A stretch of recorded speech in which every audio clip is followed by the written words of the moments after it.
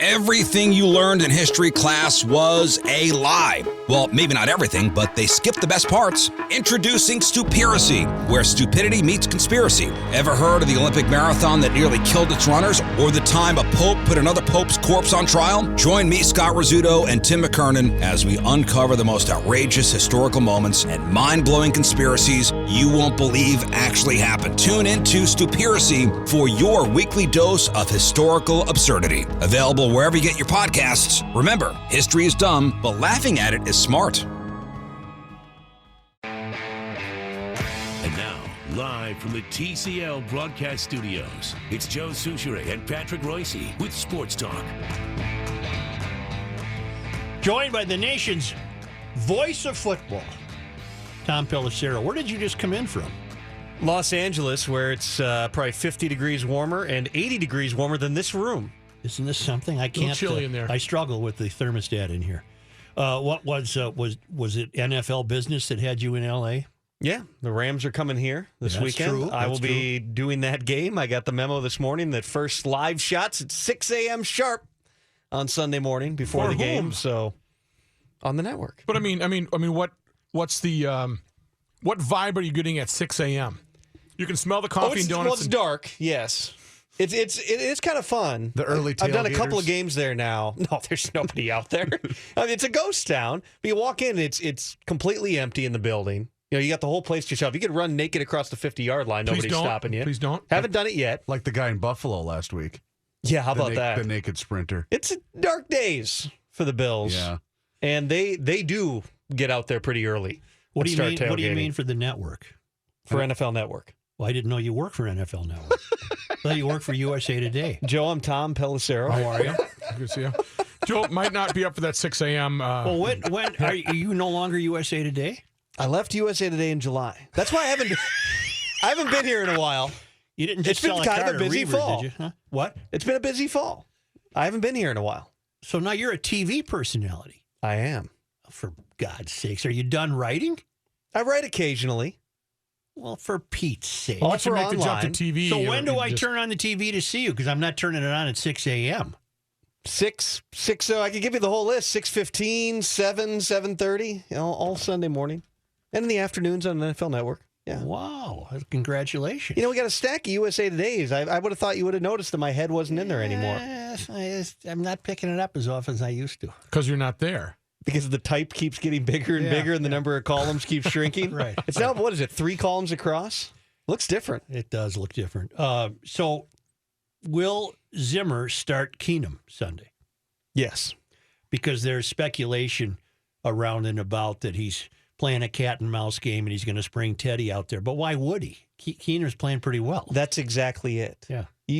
I don't know what the historical precedent would be for benching a quarterback when you're on a 5-game winning streak. Yeah, I don't either. And it's not as if you've got Tom Brady in his prime coming back. Nothing against Teddy Bridgewater whatsoever. Right. But Keenum's playing at a fairly high level. Mm-hmm. You're obviously able to win with him.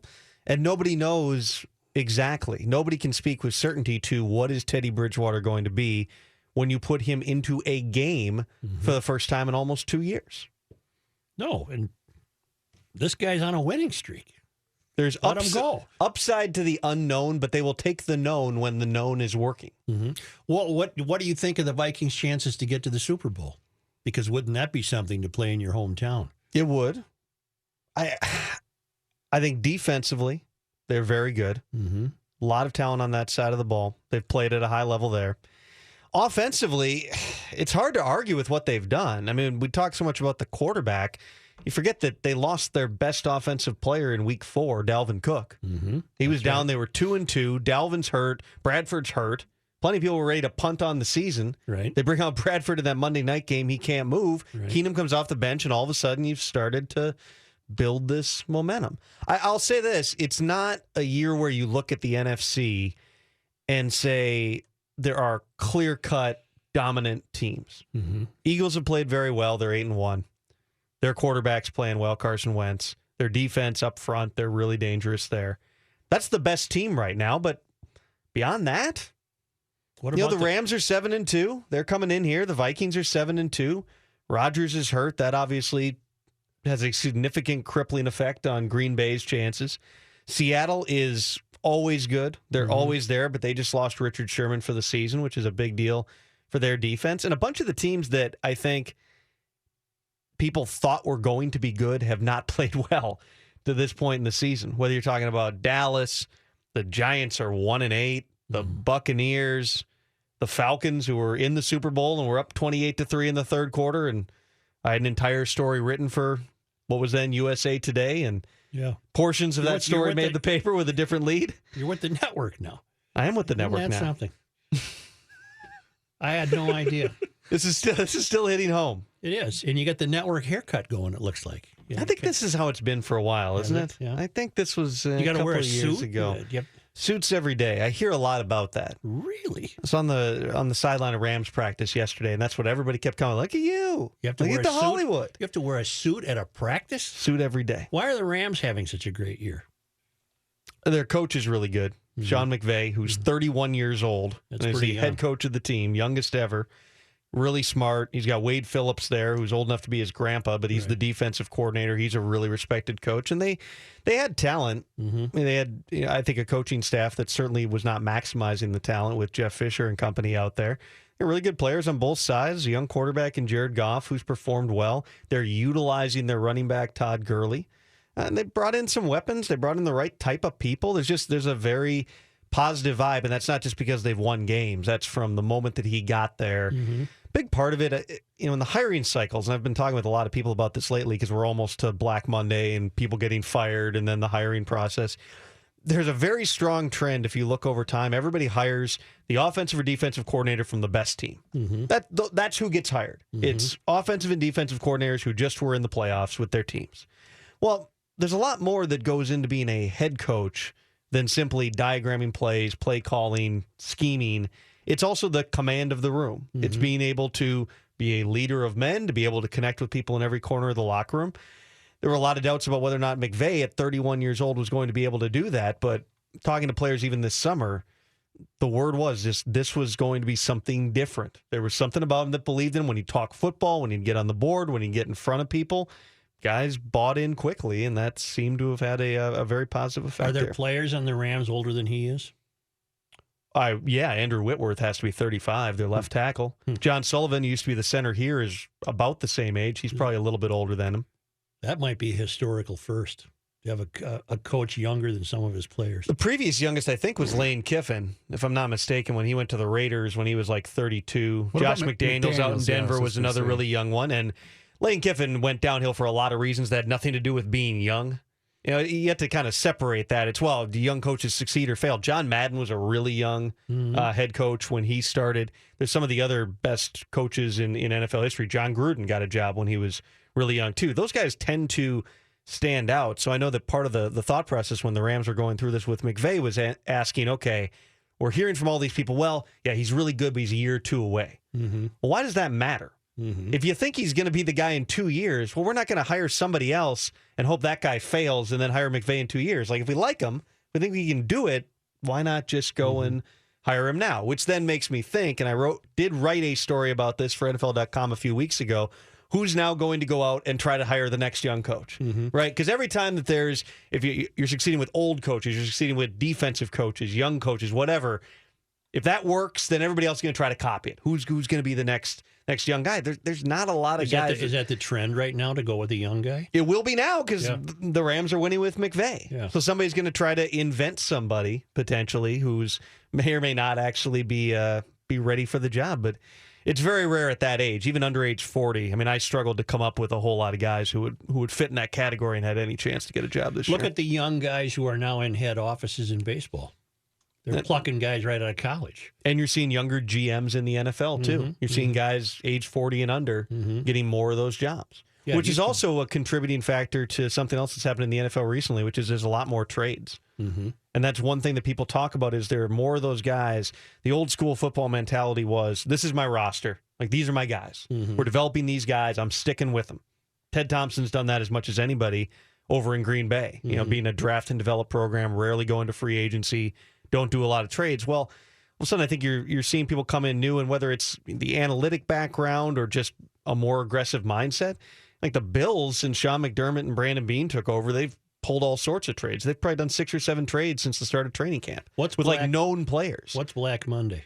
Black Monday is where everybody gets fired the day after the final Sunday of the regular season. Oh, okay. Yeah. Generally. Mhm. Although last year for GMs, there were GMs fired right after the season. There was a GM fired in April, June, and July. Teams were making moves very late. It was such an odd year, from John Lynch getting the 49ers job with no scouting experience whatsoever to successful GMs. Dave Gettleman helped the Panthers get to the Super Bowl a couple years ago. He gets fired in June. John Dorsey, who'd done a really good job with the roster in Kansas City, he gets fired in July. And there's a lot of contributing factors there in terms of contracts and interpersonal dynamics and everything else. But yeah, you're seeing more of those younger guys, and that does have an influence. Doesn't mean it's going to work just like, oh, we're going to hire any young guy. No, of course that's not going to work. You need to get the right people, but maybe this will make people take a step back when they look at Sean McVay and say, okay, do we need to widen how we're viewing the talent pool, just because this is proof that just because you meet the certain demographic does not mean that you're the right guy for the job. Rook, can you take us to break? We'll be back with more. Tom Pelissero joining us. We'll be back in a moment.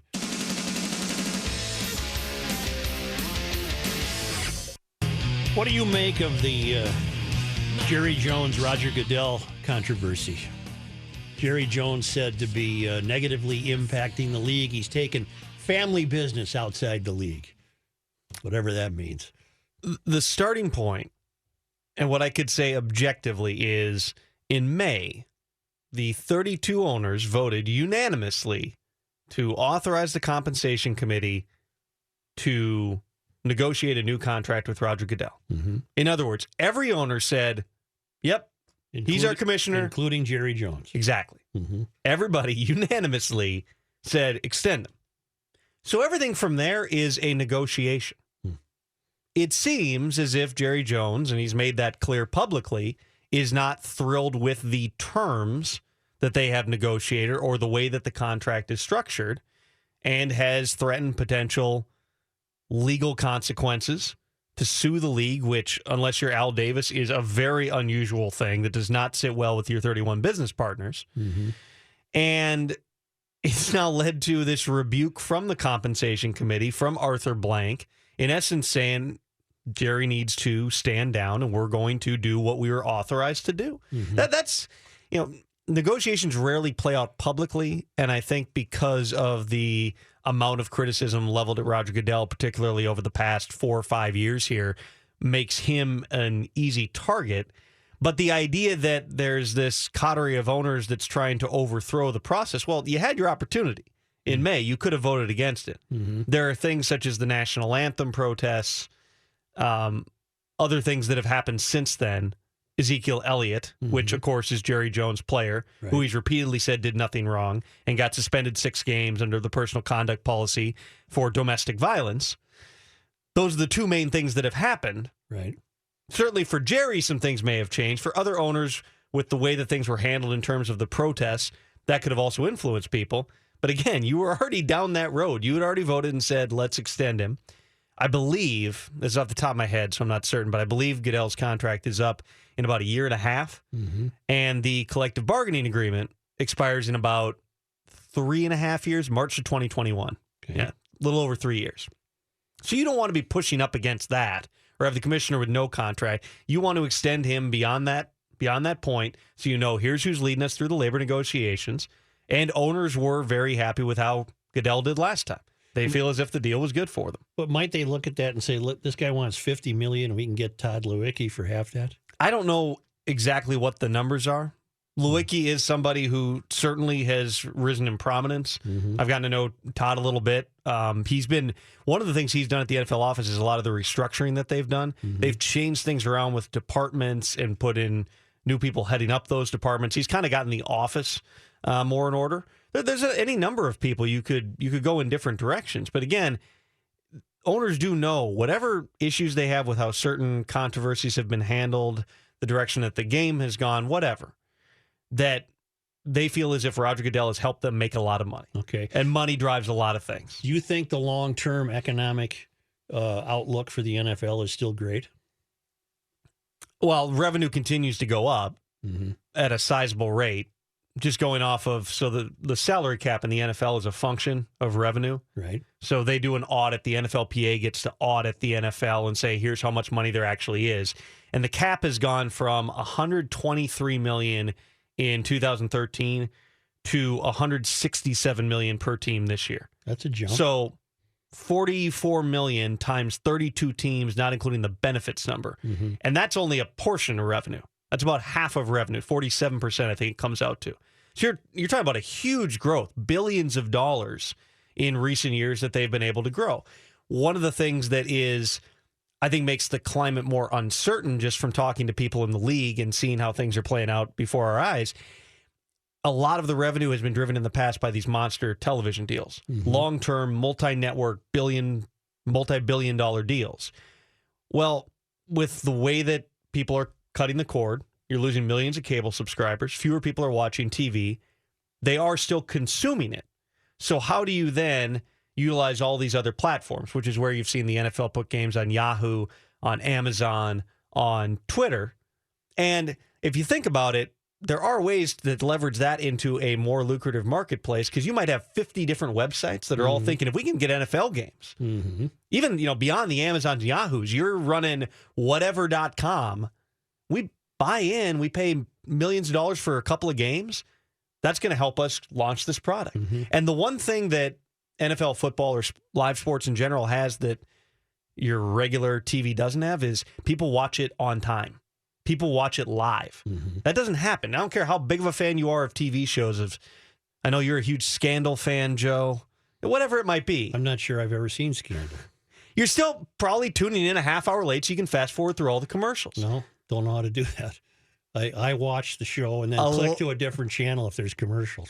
Many people. You want to do Technology Corner? He's not that advanced. Reavers, do you watch anything live besides sports?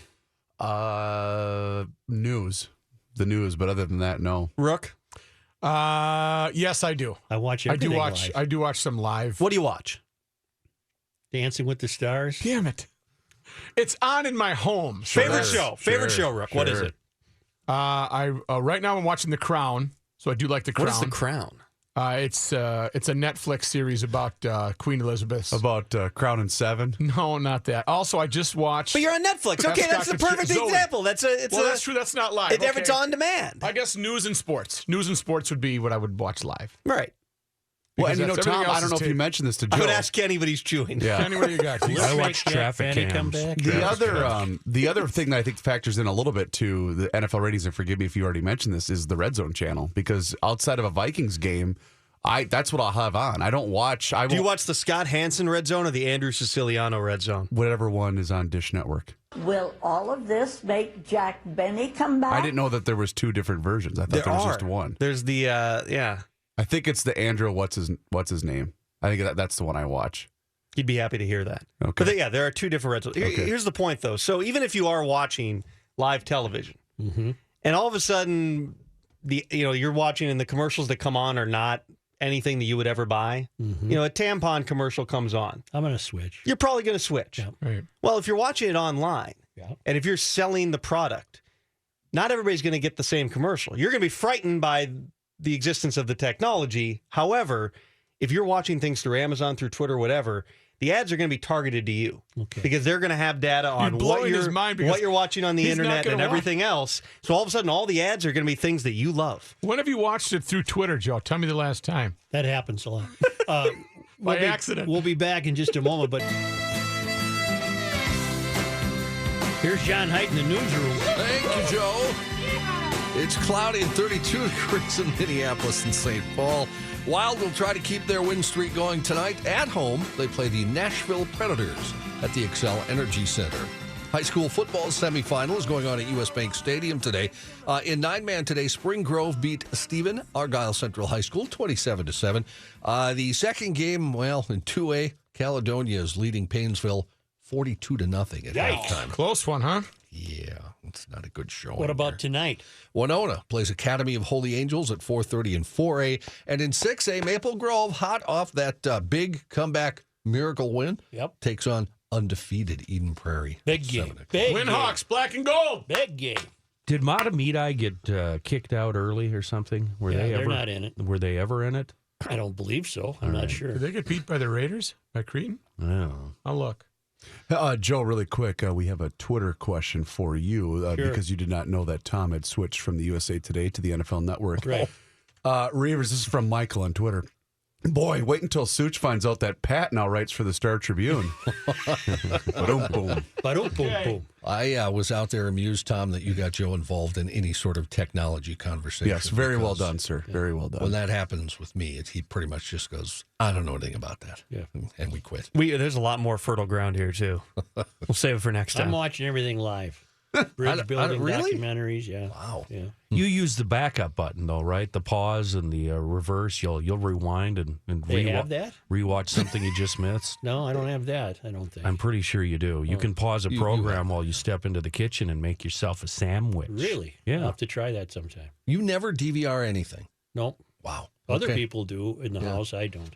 You know, like when you go make your lunch at 10:15. No, I got it on live at that point. When you have your 2 cookies and glass of warm milk at 10:15. No. Oh. Interesting. Have to do that during commercials. I don't have cable or satellite, and I never watch anything live. I still watch it on demand. Mm-hmm. So I'm proud of you. You're a snob. I am a snob. You're right. News notes from today. A growing national outcry over sexual harassment reached the Senate today when a radio newscaster accused Al Franken of kissing and groping her without consent during a 2006 USO tour of the Middle East before he took public office. Franken almost immediately released an apology to the newscaster, Leanne Tweeden, who said that Franken forcibly kissed her during a rehearsal and groped her for a photo as she slept on a plane following the tour. She supplied a picture of the photo. Franken wrote, "The first thing I want to do is apologize to Leanne, to everyone else who was part of that tour, to everyone who has worked for me, to everyone I represent, and to everyone who counts on me to be an ally and supporter and champion of women. I respect women. I don't respect men who don't." He said, "The fact that my own actions have given people a good reason to doubt makes me feel ashamed." The statement, the second statement, significantly longer and more contrite than his initial response, which didn't stop controversy over the matter. At a press conference, asked if she would call on Franken to step down, Tweeden said no, barring the emergence of any new accusations. Various officials and Franken himself calling for an ethics committee investigation into the incident. Meanwhile, pro-family leaders in Alabama standing with Judge Roy Moore today as he faces growing allegations of sexual misconduct. Leaders of various religious organizations held a press conference announcing their support of Moore and presenting a letter signed by pro-family leaders and pastors from across the nation. After over a dozen faith-based leaders spoke on behalf of Moore and his character as a candidate, he took to the podium himself. He thanked his supporters for their words and addressed the mounting allegations against him, calling them untrue and slammed them as having no evidence to support them.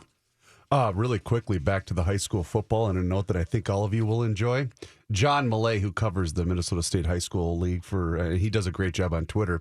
There's a radio broadcaster calling this Spring Grove Stephen Argyle football game for the folks back home. His radio gear isn't working, so he's calling the game into his cell phone. Back to the radio station. Got to do what you got to do. That is spectacular. And thanks for that look in sports. Right. Owatonna knocked off the Matamidi Zephyrs, Kenny. Just Owatonna FYI. did. Yes. Okay. Hated Owatonna.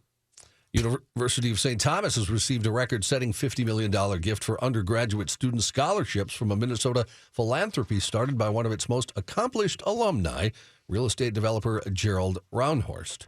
GHR Foundation's gift is the largest ever given to a Minnesota college or university for scholarships and the kickoff for an ambitious drive to raise $200 million, which would double the St. Paul-based university's scholarship endowment. I already received a message from a junior at St. Thomas praising that donation and hoping for a chance at some of that action.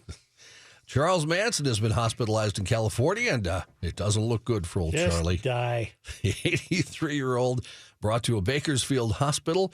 Authorities refused to disclose any details about his condition, citing privacy laws. Manson, of course, serving several life sentences, was also hospitalized back in January. Since arriving at the Bakersfield facility this week, Manson's been wheeled around the hospital on a gurney for treatments guarded by 5 police officers. Source familiar with the conditions told the website it's not going to get any better for him. Ben Goricki, get this, a Manson groupie who regularly posts prison calls with the inmate on his YouTube channel. so he's a buddy, apparently. It said Manson was brought to Mercy Heart Hospital with heart failure. Gorecki said, I don't believe he will leave the hospital. It's heart failure, and his body is shutting down. That's a shame. You think when they wheel him around, people try to pose for pictures with him? Hey, slow down a little selfie? bit. Get a little selfie going with Charles laying there. I bet when they wheel him around, they don't avoid any bumps. Right.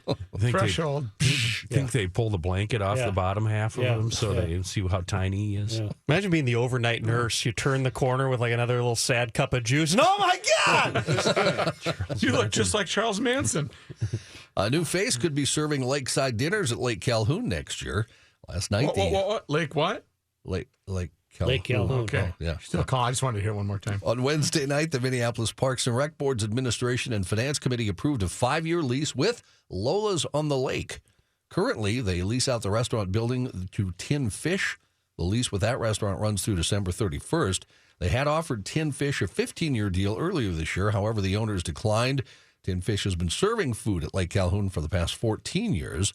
The MRPB selected Lola's on the Lake out of 12 proposals. According to the Parks Board, menu items would be crab cakes, wings, rib tips, street tacos, salads, and fish and chicken. Is it a entrees. sit-down restaurant? Yeah.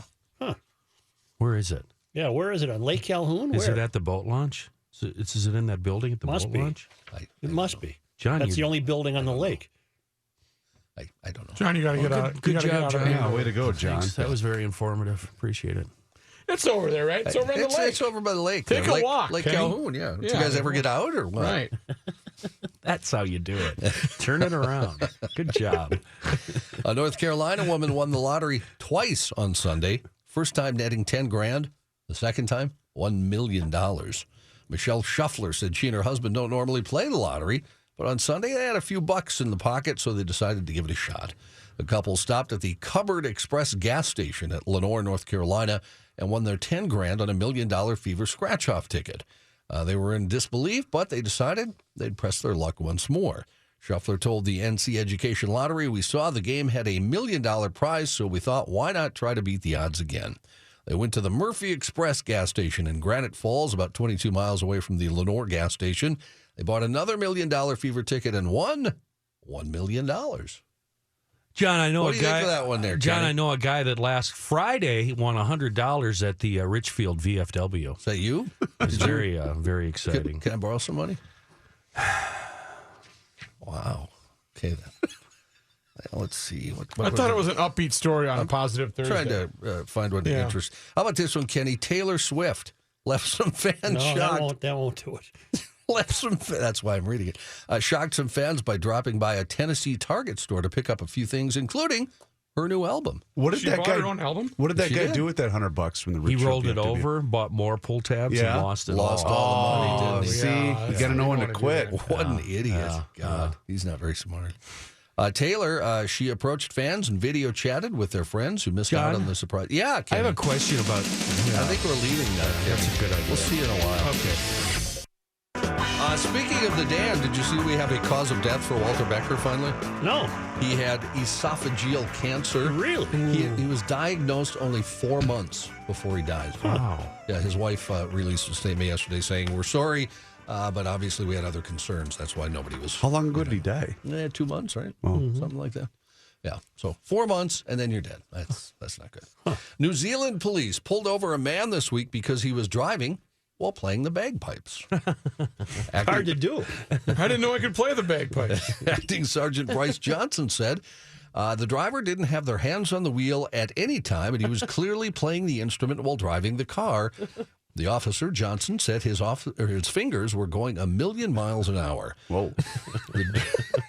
This all state sounds was like a this? gigantic euphemism. I've had the urge to play the bagpipes at the wheel before. What's the state? What state is this? It's in New Zealand. New Zealand. I yes. see. The driver denied the allegation, said he was only playing the air bagpipe. Like Rookie with the air bass yeah, guitar. Like the bass, you got to right There up you above the go. nipple here. But there were bagpipes in the car. The officer did let him off with just a warning. Johnson said when he was found, this man, police were on the lookout for people driving while using their mobile phones, and they never expected to find somebody playing the bagpipes. I was dropping off my car this morning at LAX. Turned around, the guy parking his car behind me at the rental car place gets out with noise-canceling headphones on. Oh, boy. Fully on. Wow. Oh, boy. Nothing about that strikes you as probably inappropriate. It's definitely illegal. Yeah. I still see bicycle riders wearing those things. I don't think they're noise canceling, but yeah, that's dangerous. A McDonald's. Listen to me. I sound like an old man. You did, yeah. You know what? I don't give a rat's ass. Was he what on you your think. lawn too? Thanks, Grandpa. Yeah, I don't care. A McDonald's drive-through window became a squeeze-through window for a woman who apparently needed some fast food. Surveillance video shows her worming her way inside the drive-through window, helping herself to a soft drink and making off with a box of food. Well, that window's kind of high, isn't it? So she's kind of got to jump up and pull herself in, right? The video posted on the Twitter feed of Howard County Police in Columbia, Maryland, shows the break-in early on November 5th when the restaurant was closed. The woman reaches through the window for a soda cup and tries unsuccessfully to fill it from the dispenser. So that was the problem. Those windows don't lock? I guess not. At that point, she then manages to squeeze herself into the restaurant through the small window, grabs the soft drink. The camera zooms in on her uncovered face. The woman puts a box of unidentified food items through the window and leaves. Police say she is still. Well, it's closed. What food would have been prepared? Frozen French fries. Frozen burger. If you leave them out for a while, they'll thaw out a little bit, you know. This guy, very bad at his job, a convicted felon, arrested in connection with a series of home burglaries in Metro Phoenix after he left inside one house a resume and inside another house his cell phone. 39-year-old Aaron Sullivan accused of stealing items worth more than almost $225,000. Why was he bringing a resume with him? Well, apparently he had applied for a job before that. They just found a binder in the house with his resume. Police say they're not sure why. The next house, they did find his cell phone, though. This man's name, by the way, is Sullivan, first name Jim. Jim Sullivan. The Surprise, Arizona Police Department, that's the name of the town, confirmed camera equipment and a gaming system were stolen from a home in Surprise. When I think it's pronounced surprise. When questioned, Sullivan denied any involvement in the burglaries, despite some of the stolen items being found in his home. That's not mine. Officials found luxury watches hidden in cereal boxes at his kitchen. The documents say additional items from different residential burglaries were found. How do you remember where everything is? Sullivan being charged with theft. Put those watches in the Lucky Charms, but I can't find the earrings. You've got a good point. A man called police while Collier County Sheriff's deputies in Florida were chasing him Tuesday morning. The sheriff's office report says it started because the suspect was acting suspiciously. They walked up to the car and smelled marijuana. Deputies spotted a baggie that contained a green leafy substance. Suspect grabbed the bag, put it in his mouth, and sped away. The man then called police saying, "I need help. There's a police officer chasing me." For no reason at all. Just amazing. That's not how it works, Just sir. amazing. It gets better. Eric Friedberg, the man, he was told to pull over by the operator, but he wouldn't do that. Then he said he'd like the operator to call his parents. He said, "Please call my mom. Please call my mom." Then he took it a step further and said, "Could you please call the president? Donald Trump is a close friend of mine." Also told the operator, Got to give it a shot. Yeah, why not? That's fantastic. If they go for it, you're off the hook, right? Also told the operator that he and the president had made a deal. Now, Friedberg then changed gears and tried another strategy. "My mom called me and said she's in a car accident in Homestead. Could you please go investigate?" Did he hit on the dispatcher at all? No, he did ask not. Ask her for the number? Yeah, he sounds kind of pretty. Not kind of cute. You got a number? Deputies eventually got him off the road and the phone. The report says deputies searched the car, found glass pipes with burnt leafy residue on them. Friedberg is being charged with tampering with evidence, resisting an officer, and 2 counts of battery on an officer. Authorities say the same woman led officers to vehicle chases through Southern California on back-to-back days. Orange County Register said that a day after leading officers from Orange County into the Los Feliz area, a woman led officers yesterday morning on a second chase.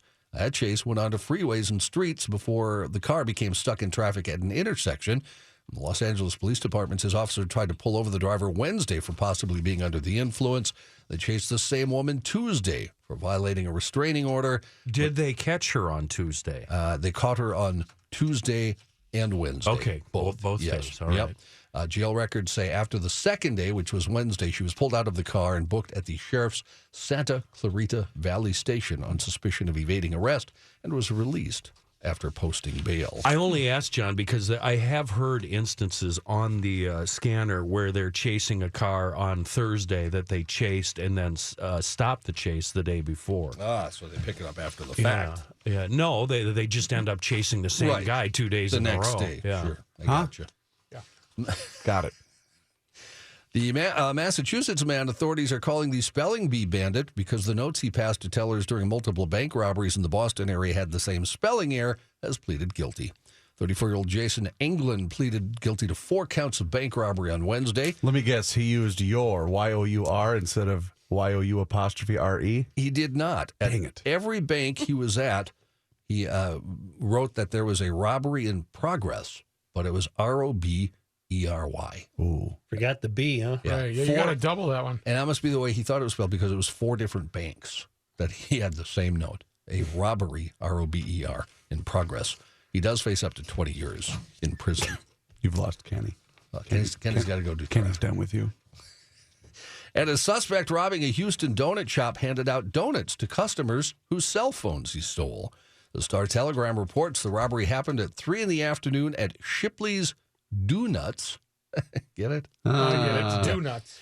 Police released surveillance video this week that showed 3 men wearing hoodies and bandanas robbing the store.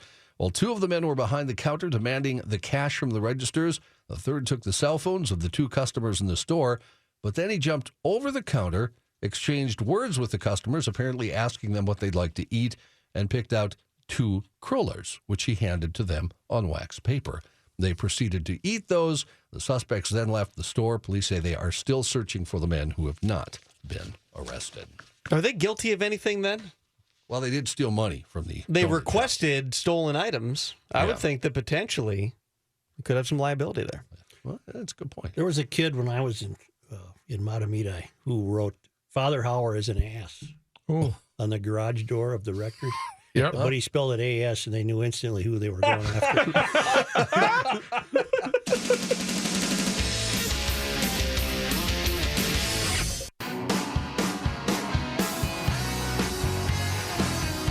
Tom Pelissero, who is with the National Football League Network, not USA Today, is your Patrick Royce ride home today. What do you got coming up? Plenty of football. Kevin Seifert will join us as he always does on Thursdays. Also, we'll get to the hot Minnesota Wild and their hot goaltender Devin Dubnyk. Tom Isn't he Chorsky something? is going to join us as my microphone gets away about 4:15 this afternoon. We'll make some picks. You are too. really having trouble with I'm that. not sure what's going on here, but this thing Are you going to stay it over might have been there over greased. or move over here? No, I think I'm going to move now. Yeah. Not a lot of people know this, but Mr. Chorsky's got a daughter that plays for Edina, and she is mighty good, and she's very young. I think she's only a freshman. They played. My daughter played her the other night. For my Hornets? Yes, 6-3 they beat United, but Edina's got a whole bunch of recruits, so don't forget to talk about high school hockey with this guy. Put it on the list. Yeah, they got a really good team. 1500 ESPN is KSTP St. Paul, Minneapolis. It's 32 degrees, and Tom Pelissero is coming up next.